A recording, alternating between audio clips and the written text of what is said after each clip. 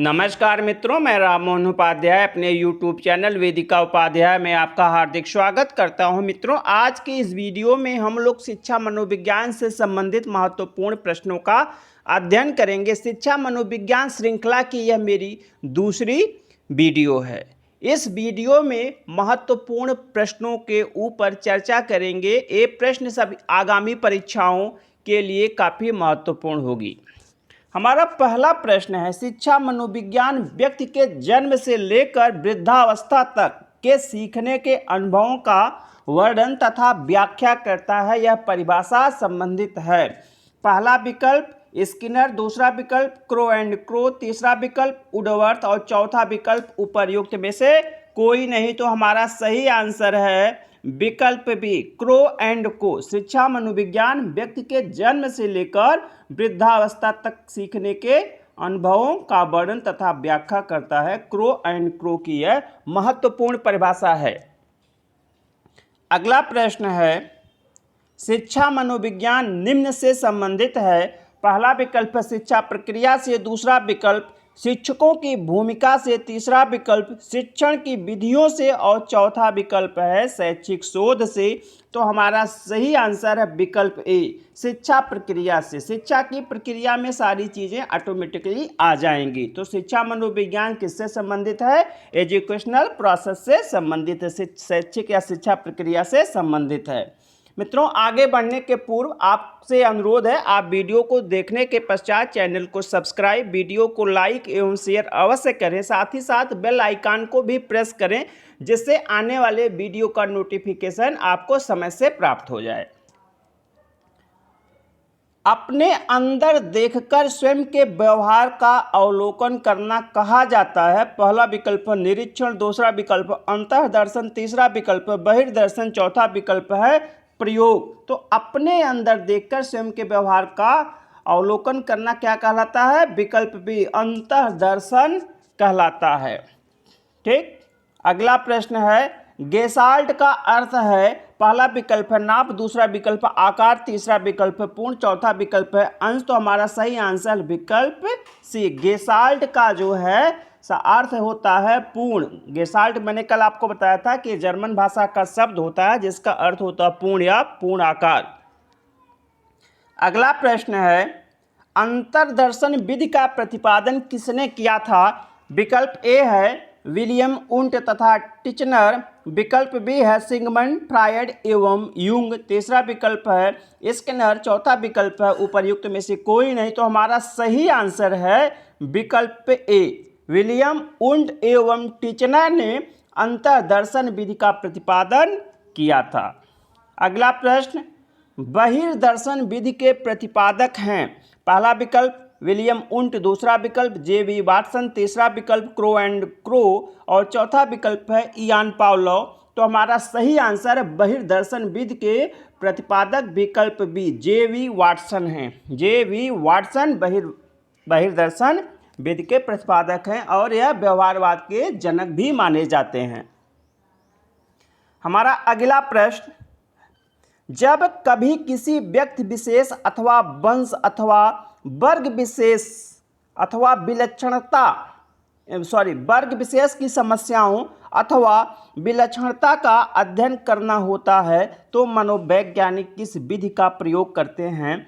पहला विकल्प है विकासात्मक विधि, दूसरा विकल्प है मनोविश्लेषणात्मक विधि, तीसरा विकल्प है जीवन इतिहास विधि और चौथा विकल्प है नैदानिक विधि। तो हमारा सही आंसर है विकल्प सी, जीवन इतिहास के द्वारा किसी वर्ग का, किसी व्यक्ति का, किसी समुदाय का, ठीक है, कोई अगर विलक्षणता है, कोई विशेष गुण है अथवा कोई समस्या है तो उसका अध्ययन हम लोग करते हैं। किसके द्वारा?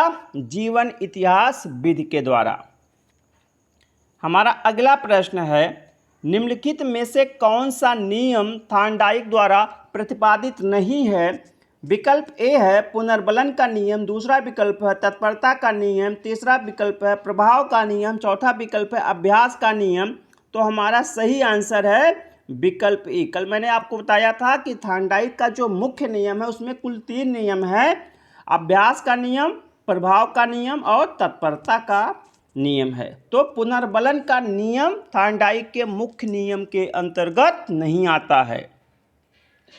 अगला प्रश्न है, निम्नलिखित में से कौन भाषा विकास के सिद्धांत से जुड़े हैं? तो पहला विकल्प कोहलबर्ग, दूसरा विकल्प फ्रायड, तीसरा विकल्प चोम्स्की, चौथा विकल्प पियाजे। तो हमारा सही आंसर है विकल्प सी, चोम्स्की जो है भाषा विज्ञान के सिद्धांत से जुड़े हुए हैं। कोहलबर्ग नैतिक विकास से है, फ्रायड मनोविश्लेषणवाद से संबंधित है, पियाजे संज्ञानात्मकवाद से संबंधित है। हमारा अगला प्रश्न है, जीन पियाजे, यहाँ पियाज हो गया है, जीन पियाजे किस सिद्धांत से जुड़े हैं? पहला विकल्प मनोलैंगिक विकास सिद्धांत, दूसरा विकल्प संज्ञानात्मक विकास सिद्धांत, तीसरा विकल्प नैतिक विकास सिद्धांत और चौथा विकल्प मनोसामाजिक विकास सिद्धांत। तो हमारा सही आंसर है जीन पियाजे संज्ञानात्मक विकास सिद्धांत से जुड़े हुए हैं। किस से? संज्ञानात्मक विकास से इनका संबंध है। मनोलैंगिक विकास अभी मैंने ऊपर बताया फ्रायड हैं, नैतिक विकास कोहलबर्ग हैं, मनोसामाजिक विकास सिद्धांत इरिक्सन एक हैं, इरिक्सन। मनोसामाजिक विज्ञान से विकास सिद्धांत से कौन संबंधित है? इरिक्सन। अगला प्रश्न है, निम्नलिखित में से कौन सा सिद्धांत विकास के सिद्धांत से संबंधित है? तो पहला विकल्प है निकट दूर सिद्धांत, यह है। दूसरा विकल्प है मस्तकाधोमुखी विकास, यह भी है। तीसरा है वर्तुलाकार विकास, यह भी है। तो उपर्युक्त सभी सही आंसर, विकल्प डी हमारा सही आंसर है। विकास के सिद्धांत में निकट दूर का सिद्धांत होता है, मस्तकाधोमुखी सिद्धांत होता है और वर्तुलाकार विकास सिद्धांत होता है। अगर आप लोग को और डीपली पढ़ना हो तो कमेंट बॉक्स में आप बताइए, मैं जैसे आप कहेंगे उसी अकॉर्डिंग जो है, ठीक है, आपको आंसर बताऊंगा। अगर आप चाहेंगे एक एक विकल्प की व्याख्या करना और जो सही आंसर है उसको विस्तार पूर्वक में बताना, तो मैं वह भी जो है प्रोसेस अपना सकता हूं। हमारा अगला प्रश्न है, सामान्य रूप से बाल्यावस्था का समय माना जाता है। पहला विकल्प 2 से 6 वर्ष, दूसरा विकल्प 6 से 12 वर्ष, तीसरा विकल्प 12 से 18 वर्ष और चौथा विकल्प उपर्युक्त में से कोई नहीं। तो हमारा सही आंसर है विकल्प बी, 6 से 12 वर्ष जो है बाल्यावस्था का सामान्य रूप से समय माना जाता है। अब आप कमेंट बॉक्स में हमें बताइए 2 से 6 वर्ष की अवस्था को क्या कहा जाता है और 12 से 18 वर्ष की अवस्था को क्या कहा जाता है। कमेंट बॉक्स में आप लोग इसका आंसर अवश्य दें। अगला प्रश्न है, प्रारंभिक विद्यालय की आयु किसे कहा जाता है? पहला विकल्प शैशवावस्था को, दूसरा विकल्प बाल्यावस्था को, तीसरा विकल्प किशोरावस्था को और चौथा विकल्प उपर्युक्त सभी को। तो प्रारंभिक विद्यालय की आयु विकल्प भी बाल्यावस्था को कहा जाता है। तो हमारा सही आंसर है बाल्यावस्था, विकल्प बी, प्रारंभिक विद्यालय की आयु। अगला प्रश्न है, किस अवस्था को स्फूर्ति की अवस्था कहा जाता है? किस अवस्था को स्फूर्ति की अवस्था कहा जाता है? पहला विकल्प है शैशवावस्था, दूसरा विकल्प है बाल्यावस्था, तीसरा विकल्प है किशोरावस्था, चौथा विकल्प है उपर्युक्त सभी। तो हमारा सही आंसर विकल्प भी, बाल्यावस्था। स्फूर्ति की अवस्था जो है, स्मार्ट एज, किसको कहा जाता है? बाल्यावस्था को कहा जाता है। हमारा अगला प्रश्न है, किस अवस्था को गंदी अवस्था कहा जाता है? डर्टी एज किस अवस्था को कहा जाता है? विकल्प ए शैशवावस्था, दूसरा विकल्प बाल्यावस्था, तीसरा विकल्प किशोरावस्था और चौथा विकल्प उपर्युक्त सभी। तो हमारा सही आंसर विकल्प बी, गंदी अवस्था किस अवस्था को कहा जाता है? बाल्यावस्था को कहा जाता है। हमारा अगला प्रश्न है, ओडिपस एवं इलेक्ट्रा संबंधित हैं। विकल्प ए शैशवावस्था, विकल्प बी बाल्यावस्था, विकल्प सी किशोरावस्था, विकल्प डी उपर्युक्त में से कोई नहीं। तो हमारा सही आंसर है विकल्प ए, ओडिपस एवं इलेक्ट्रा किससे संबंधित हैं? शैशवा अवस्था से संबंधित हैं। और इसके जो है, इसका जो कॉन्सेप्ट दिया था फ्रायड ने दिया था, तो फ्रायड ने बताया था कि जो ओडिपस होता है उसको बोलते हैं मातृ प्रेम। इसमें जो है बालक का अपनी माँ के साथ स्नेह या प्रेम होता है और दूसरा यहाँ पे विपरीत लिंग को वाला उन्होंने कॉन्सेप्ट दिया था कि जो है जो बच्चा शिशु होता है उसमें जो है काम भावना बहुत तीव्र होती है और वह जो है अगर वह मेल है तो अपनी माँ से अट्रैक्ट होता है और अगर फीमेल है तो वह अपने पिता से अट्रैक्ट होता है। तो जो अगर वह माँ से अट्रैक्ट होता है तो उसे मातृ प्रेम कहते हैं और लड़कियां जो हैं उनको कहते हैं पितृ प्रेम। तो लड़कियां अपने पिता से प्रेम स्नेह रखती हैं तो उसे इलेक्ट्रा कहा जाता है। हमारा अगला प्रश्न है मिथ्या परिपक्वता का काल कहा जाता है। पहला विकल्प शैशवावस्था, दूसरा विकल्प बाल्यावस्था, तीसरा विकल्प किशोरावस्था, चौथा विकल्प उपर्युक्त में से कोई नहीं। तो हमारा सही आंसर है मिथ्या परिपक्वता का काल किसे कहा जाता है, बाल्यावस्था को कहा जाता है। इसमें बालक जो है अपने आप को जो है सामाजिक रूप से परिपक्व दिखाने का प्रयास करते हैं। अगला प्रश्न है क्या तथा क्यों जैसे प्रश्नों के माध्यम से बालक कार्य कारण संबंधों को समझना किस अवस्था में जानना चाहता है। पहला विकल्प शैशवावस्था, दूसरा विकल्प बाल्यावस्था, तीसरा विकल्प उपर्युक्त दोनों और चौथा विकल्प उपर्युक्त में से कोई नहीं। विकल्प बी बाल्यावस्था। बाल्यावस्था में जो है क्या क्यों के माध्यम से जो है कार्य कारण को समझने का प्रयास किस अवस्था में होता है, बाल्यावस्था में। अगला प्रश्न है मुझे नवजात शिशु दे दो, मैं डॉक्टर, वकील, चोर या जो चाहूँ बना सकता हूँ। यह कथन किस मनोवैज्ञानिक से संबंधित है। पहला विकल्प है आलपोर्ट, दूसरा विकल्प है वाटसन, तीसरा विकल्प है फ्रायड और चौथा विकल्प है लॉक, जेम्स लॉक। तो हमारा सही आंसर है विकल्प बी वाटसन। वाटसन ने कहा था कि जो बालक का जो विकास होता है उसमें वंशानुक्रम की कोई भूमिका नहीं होती है, बल्कि उसका विकास उसके वातावरण से प्रभावित होता है। जन्म का विकास जो है जन्म से उसका जो है या वंशानुक्रम से उसका कोई मतलब नहीं होता। उन्होंने यही कहा था कि तुम मुझे एक बालक दे दो और जो कहो आप मैं उससे बना दूं। काफ़ी महत्वपूर्ण प्रश्न है ये। अगला प्रश्न है जन्म के समय बालक का मस्तिष्क एक कोरी स्लेट के समान होता है जिस पर कुछ भी लिखा जा सकता है। पहला विकल्प जेम्स लॉक, दूसरा विकल्प वाटसन, तीसरा विकल्प विलियम वुंड, चौथा विकल्प उपर्युक्त में से कोई नहीं। तो हमारा सही आंसर है विकल्प ए। जेम्स लॉक ने कहा है कि जन्म के समय बालक का मस्तिष्क एक कोरी स्लेट के समान होता है जिस पर कुछ भी लिखा जा सकता है।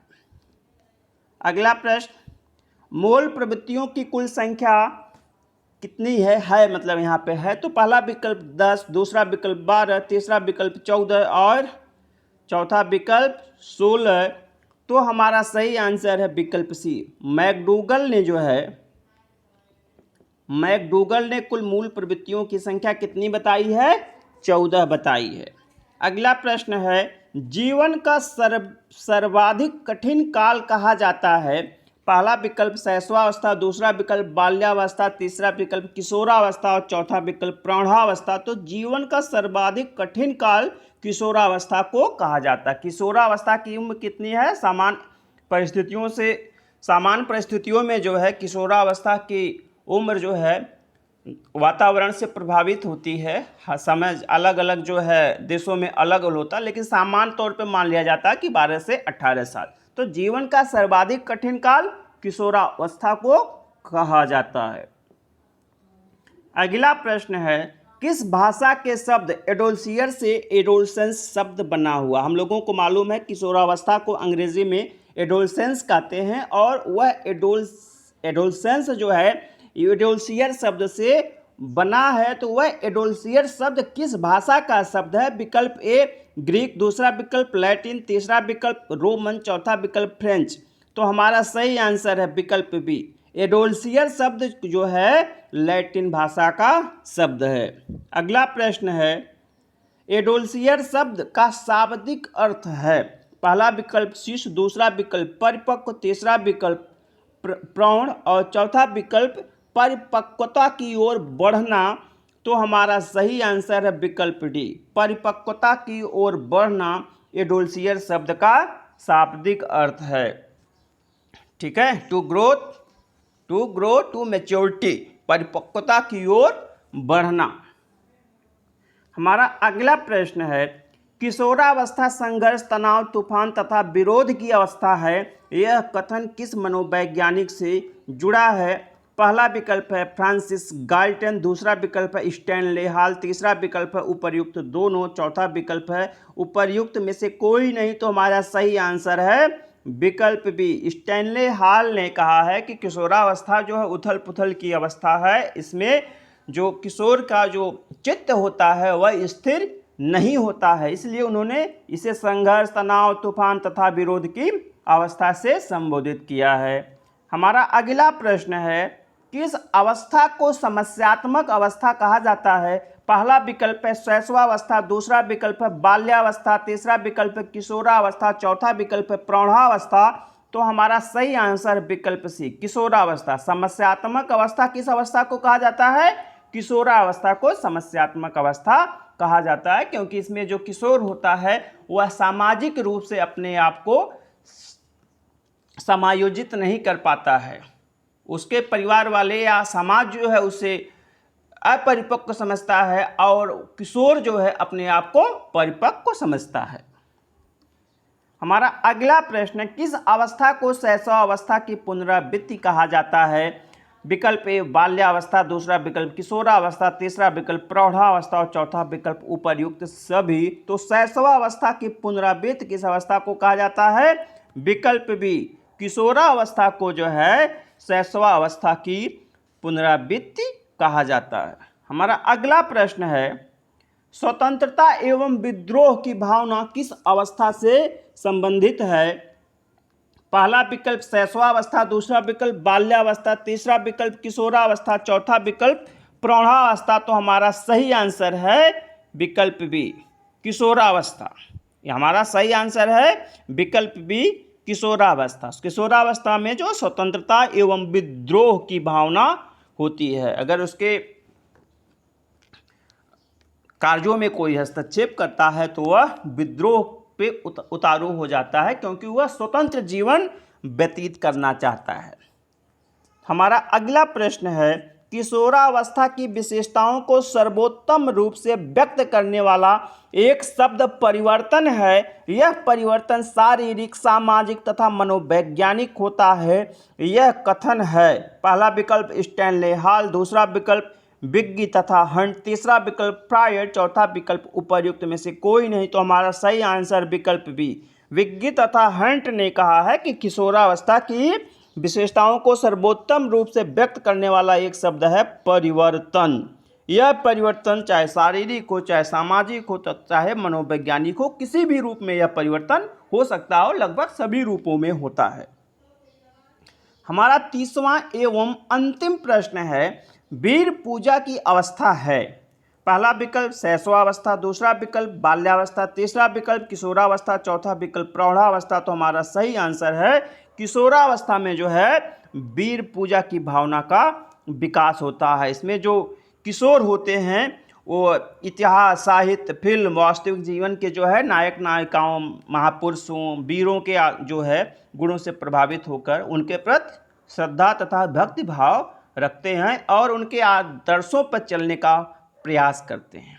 ठीक है, इसलिए जो है इसे वीर पूजा की अवस्था कहा जाता है। मित्रों, इस वीडियो में मैंने कुल 30 प्रश्नों को रखा था। परीक्षा की दृष्टि से काफ़ी महत्वपूर्ण है, चाहे जो परीक्षा हो। अगर बीएड का आपका है तो बीएड के लिए है, एमएड के लिए महत्वपूर्ण है, असिस्टेंट प्रोफेसर के लिए महत्वपूर्ण है, लेक्चरर के लिए महत्वपूर्ण है, टेट, सुपर टेट, सभी परीक्षाओं के लिए जो है काफ़ी महत्वपूर्ण है। तो आप लोग इस वीडियो को अधिक से अधिक शेयर करें। आप सभी को सुनने के लिए बहुत बहुत धन्यवाद। नमस्कार।